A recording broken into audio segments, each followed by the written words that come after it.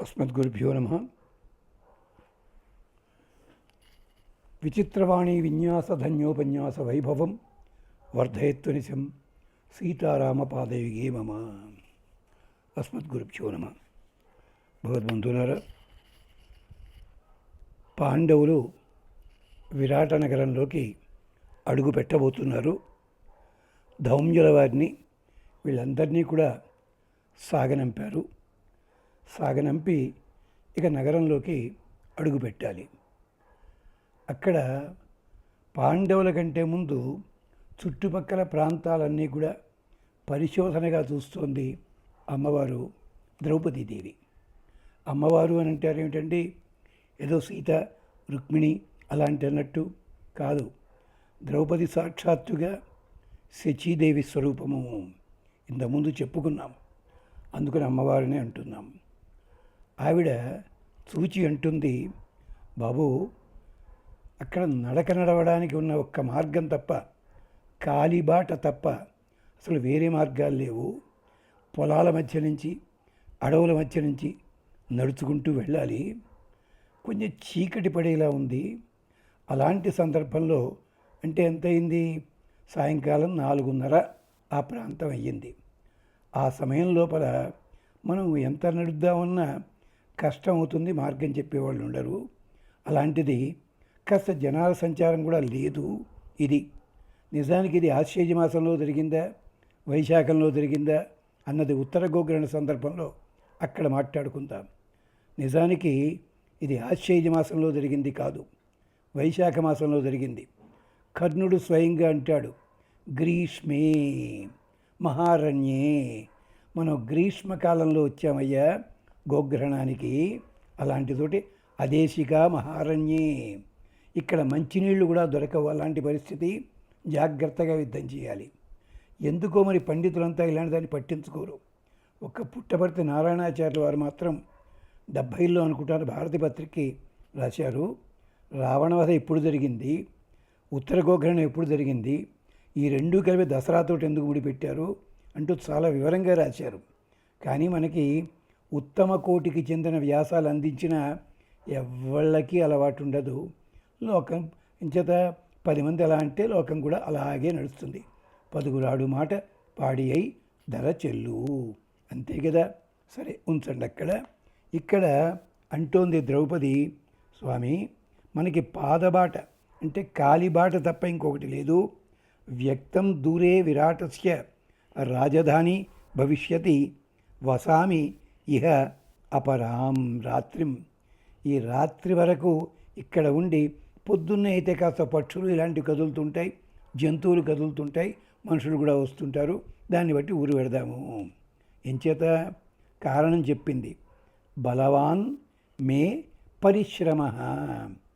దీనికి అర్థం తెలియక చాలామంది ఇబ్బంది పడుతుంటారు. నా పరిశ్రమ చాలా బలవంతమైనది అంటే, పరిశ్రమ అంటే అర్థం ఏమిటి, అలసట, ప్రయత్నం కాదండి, అలసట. బలవాన్ ఎంచేత 13 ఏళ్ళు అక్కడ చేసి ఇక్కడ 12 ఏళ్ళు 13వ ఏటుకు వచ్చాం. అక్కడ ఉండే అలసట వేరు. అక్కడైతే 4 ఉన్నారు కనుక అలసట మర్చిపోయాను. ఇప్పుడు మనం 5 ప్లస్ ఒకళ్ళు 6 ఉన్నాం. తోడెవళ్ళు లేరు, నడవాల్సి వస్తోంది. అక్కడే ఉండేది రథాలు ఉండేవి, గుర్రాలు ఉండేవి, పరిచారకులు ఉండేవారు. అప్పుడు తెలియలేదు నాకు. ఇప్పుడు నడుచుకుంటూ వస్తున్నాం. దానివల్ల శ్రమ చాలా ఎక్కువయింది. బలవాన్ చాలా ఎక్కువగా ఉంది అంటే, ఆడువారి మాటల లోపల అర్థాలు వేరు అని పెద్ద ఆయన చెప్పారంటే ఇది గమనించాలి. 12 సంవత్సరాల పాటు పరిచారకులు ఉన్నారు, సేవకులు ఉన్నారు, అక్షయ పాత్ర ఉన్నప్పటికీ వంట వాళ్ళు ఉన్నారు, వడ్డించే వాళ్ళు ఉన్నారు, పురోహితులు ఉన్నారు, రథాలు గుర్రాలు రథసారథులు, గుర్రాలకి తిండి పెట్టేవాళ్ళు సుమారు 3000-4000 మంది ధర్మరాజుతో పాటు ఉన్నారు అక్కడ. అలాగా అంచేత నాకు పరిశ్రమ అక్కడ తెలియలే. ఇక్కడ బలవాన్ మే పరిశ్రమ, అందుకని ఆగుదా ఉన్నారు అనేసరికి ధర్మరాజు కాదన్నాడు. అమ్మాయిని జాగ్రత్తగా తీసుకురండిరా బాబు అన్నాడు. జమ్మి చెట్టు మీద ఆయుధాలన్నీ పెట్టారు. ఇక అదంతా మళ్ళీ చెప్పుకుంటాం. ఇక్కడ జమ్మి చెట్టు ఉన్న చోటుని వర్ణిస్తాడు. ఇదేమిటి, ఇయం కూటే మహతి శమీ.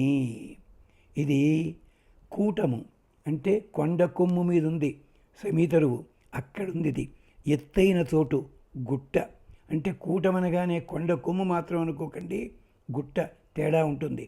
పర్వతానికి రాళ్ల గుట్టకి తేడా ఇక్కడుంది. భీమశాఖ దురారోహ శ్మశానస్య సమీపత. ఇది శ్మశానానికి దగ్గరగా ఉంది. దురారోహ ఎక్కుదామంటే అది గుట్టల మీద ఉంది కదా, మామూలుగా ఉంటే ఎక్కేద్దరు, ఎక్కడానికి కూడా కష్టం అవుతుంది. భీమశాఖ. తిక్కన గారు చాలా అందమైన పద్యం రాశారు అక్కడ. మాట్లాడుకుందాం. ఈ ప్రస్తుతం క్లుప్తంగా మాట్లాడతాం గ్రంథుల గురించి. అందుకని భీమశాఖ. ఉత్పతేహి వనే జాత. ఉత్పథము అంటే అర్థం ఏమిటి? పథము అంటే మార్గము. ఉత్పథము అంటే అందరూ నడిచే మార్గము కాదు ఇది, ప్రత్యేకమైన వాళ్ళు నడుస్తారు. అంటే వేటగాళ్ళ లాంటి వాళ్ళే నడవగలది. అంటే అందరికీ కాలిబాటకి అనుకూలంగా లేదు, అందరూ తిరిగే దారికి దూరంగా ఉంది అది.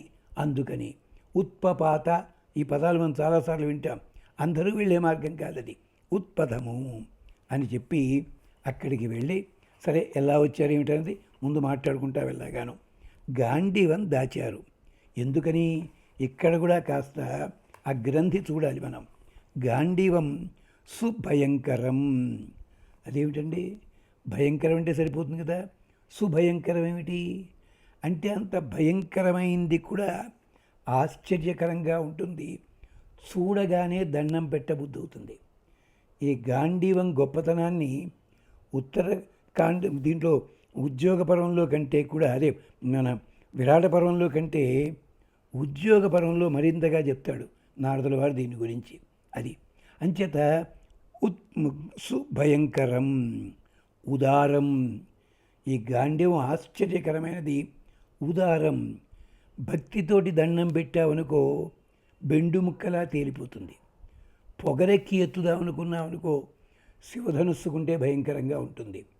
ఇదే చూడండి, నర్తనశాల సినిమాలో ఉత్తర కుమారుడిగా చెప్పించాడు. ఇదే గాంధీవమా? లేవలేదు అది. ఇదేమిటయ్యా అన్నాడు. అంటే నా పేరు తలుచుకోవయ్యా, నమస్కరించవయ్యా అనగానే టక్కన లేచి వచ్చింది. అది గోగు కర్ర కంటే తేలిగ్గా. ఎందుకని? ఈ గాంధీవం పరమాత్మ సృష్టి. బ్రహ్మదేవుడు వాడాడు, ఇంద్రుడు వాడాడు, అగ్నిదేవుడు వాడాడు, వరుణుడు వాడాడు, చివరికి పాతాళంలో ఉంది, వెయిట్ లిఫ్టింగ్ ఉపయోగించడానికి ఉపయోగిస్తుంది. కుర్రాళ్ళందరూ కూడా బాడీ బిల్డింగ్కి అది వాడుకుంటూ ఉండేవారు. బాడీ బిల్డింగ్ చేస్తూ ఎంత వచ్చిందో చూడటానికి చేసేవారు. అది అగ్ని ద్వారా అర్జునుడికి వచ్చింది. ఇది విశేషం గాంధీవము. గాంధీవానికి కూడా వ్యాఖ్యానం ఉంది. గాంధీవ్యతి. ఈ గాంధీవం ఎలా తయారు చేశాడు అంటే, బ్రహ్మదేవుల వారు ఖడ్గమృగం వెన్నెముక తీసుకుని ఈ గాంధీవానికి జోడించి నారిని, ఆదిశేషుడు వంశంలో ఓ మహానుభావుడు ఉన్నాడు, దాన్ని నారిగా మార్చి తయారు చేసింది. అది విశేషం. అందుకని గాంధీవం సుభయంకరం ఉదారం సంపన్న బలసూదనం. గాంధీవానికి ఉన్నది సంపన్న బలసూదనం. ఏమిటి అంటే చాలామంది ఏమర్థం చెప్పారు, ఈ గాంధీవంతో అర్జునుడు వెళ్ళి అందరినీ చంపి డబ్బులు పట్టుకొచ్చాడు కదా, ధనంజయుడు కదా అన్నారు. అంటే సంపన్నులని యొక్క బలాన్ని నాశనం చేసింది. సంపన్నుల వల్ల అన్నది కాదది. అంటే దేవతల వల్ల వరాలు పొంది బలము సాధించిన రాక్షసుల్ని కూడా చంపగలిగింది. అంచేత సంపన్న బలసూదనం. ఈ సంపన్నులు ఎవరు అంటే రెండు అర్థాలు. అర్జునుడికి సంపద వచ్చింది వరాల వల్ల, రాక్షసులు సంపాదించారు. అలాంటి రాక్షసుల బలసూదనం. బలం అంటే అక్కడ ఆస్తులు అవ్వచ్చును, ధనం కావచ్చు, ఇవన్నీ కూడా బలసూదనం. అందుకని చెప్పి దాన్ని, అందుకని నకులుణ్ణి పిలిచి, నాయన ఇవన్నీ పైన పెట్టు అన్నాడు. మిగిలిన వాళ్ళు లేరా? కాదు, ఒక్కొక్కళ్ళు ఒక్కొక్కవని చెప్తున్నారు. మిగిలిన వాళ్ళు పెడితే తట్టుకుని ఎప్పుడైనాను అది అక్కడ పెట్టాను అని చెప్పే అవకాశం ఉంటుంది. నకులుడు నిష్కామకర్మ చేస్తాడు. ఒక్కసారి పని చేసిన తర్వాత ఆ పని ఎందుకు చేసావని కానీ, ఎలా చేసావని కానీ, గుర్తుందా అని కానీ అడిగితే ఏమీ మాట్లాడ్డు. అందుకని అంటే ఏమిటి? కులే నాస్తి సమో రూపే యస్య ఇది నకుల. అందుకని అంటే ఆ వంశము లోపల ఇతడితోటి సమానమైన వాడు కులే నాస్తి సమో రూపే యస్య. రూపంలో కానీ గుణాల్లో కానీ సాటి అయిన వాడు ఎవడూ లేడు నకులుడికి. నిజమే, ఎవళ్ళ ప్రత్యేకత వాళ్ళకు ఉంది. నకులుడికి ప్రత్యేకించి ఆ విశేషం ఉంది. ఇది నకుల స్మృత. అంతేకాదు, ఇదేమిటి? దక్షిణం దక్షిణాచారో దిశం ఏన అజయత్.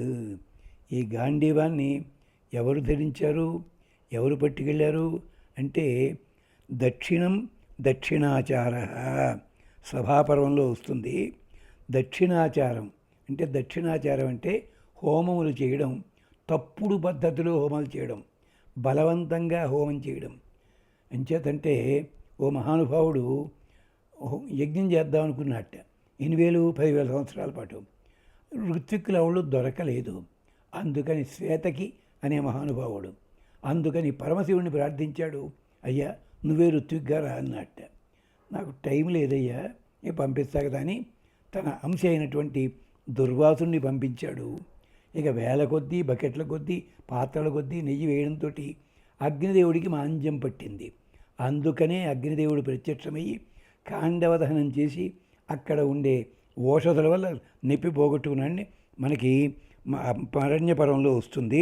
ఇది సభాపర్వంలో దక్షిణాచార అంటే అగ్నిని ఆరాధించేవాళ్ళు.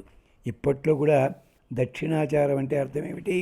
అగ్నిని ఎలా ఆరాధించకూడదో అలా ఆరాధించడం. మొన్న ఆ మధ్య ఏదో వ్రతం పేరు చెప్పారు. కనకదుర్గ టెంపుల్లో కూడా ఈ మధ్య చేస్తూనే ఉన్నారు. ఆ 10 రోజులు అయిపోయిన మళ్ళీ ఎవడు మాట్లాడారో దాని గురించి. అది ఎప్పుడు చేయాలండి? రాత్రి 11 తర్వాత చేయాలి. రాత్రి 11 దాకా పగటిపూట చేయాలి. ఏమీ తినకూడదు, తాగకూడదు, ఒంటి పూట కూడా కాదు. నిండా స్నానం చేసి కూర్చోవాలి ఉట్టి నేల మీద. ఇన్ని ఆచారాలతో చేస్తే అది ఫలితం, లేకపోతే మొహం పగిలేలా కొడుతుంది. దీన్నే వామాచారము అన్నారు. ఇలాంటి సందర్భంలో అక్కడ ధర్మరాజు శ్మశానంలో గడుగుపెట్టడంలో అంతరార్థం ఇంతకుముందు చెప్పుకున్నాం. దుర్గాస్తుతి చేస్తాడు. ఈ దుర్గాస్తుతి గురించి మనం చెప్పుకుని అప్పుడు నగరంలోకి వెళ్తాం. ఒక్క క్షణం, ఇది 6వ అధ్యాయం, చాలా గొప్పగా చేస్తారు. ఎందుకు దుర్గాస్తుతి? చాలామందికి అనుమానం. ఏమిటది?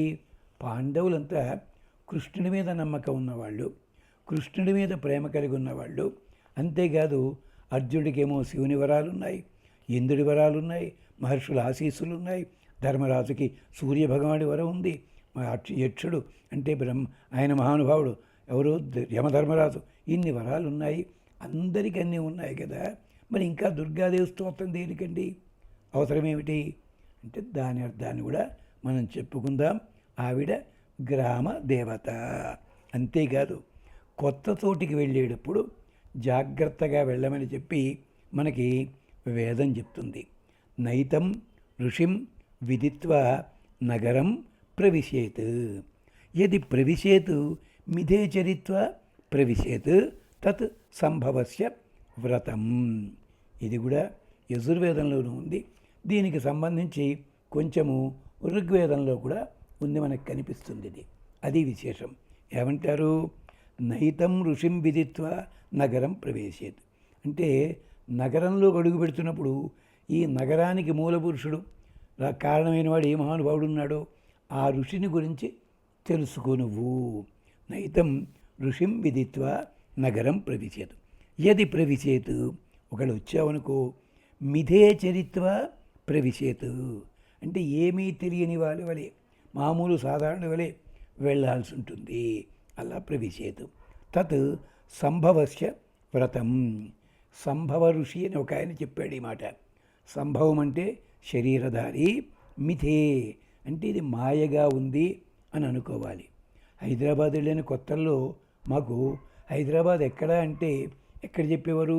దిల్సుఖ్ నగర్ నుంచి స్టార్ట్ అయ్యేది. దిల్సుఖ్ నగర్ జంక్షన్లో ఏదో ఒక సమాధి ఉండేది.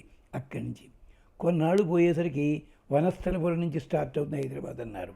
కొన్నాళ్ళు పోయేసరికి హైత్నగర్ పులిమేరల దగ్గరికి. కానీ ఎక్కడ ప్రారంభమవుతుందండి? మీరు ఎప్పుడైనా చూసారా? చాదర్ఘాట్ దాటిన తర్వాత బస్ స్టాండ్కి వెళ్ళేటప్పుడు హైదరాబాదు 0 కిలోమీటర్లు ఉంటుంది. అంటే హైదరాబాదు ప్రారంభించేది ఒకప్పుడు అక్కడి నుంచని ఇలాంటి రహస్యాలు తెలియాలి. వాడెవడో ముస్లిం కుర్రాడు నన్ను తట్టుకు ఏం ముబారక్ అన్నాడు. ఏం చెప్పాలో తెలియక జిందా తెలిసిమాత్ అన్నాను నేను. అలా ఉండేది ఆ రోజుల్లోనూ. అంచేత ఇలాగా నగరం గురించి జాగ్రత్తగా వెళ్ళాలి. అందుకని చెప్పి సంభవ ఋషి చెప్పాడు. కాబట్టే ఋషికం సంగతి తెలియదు కనుక గ్రామ దేవత అమ్మవారు ఉంటుంది. అమ్మవారి స్తోత్రం చేశాడు. విశేషాలు మళ్ళీ మాట్లాడుకుందాం. అంతవరకు స్వస్తి.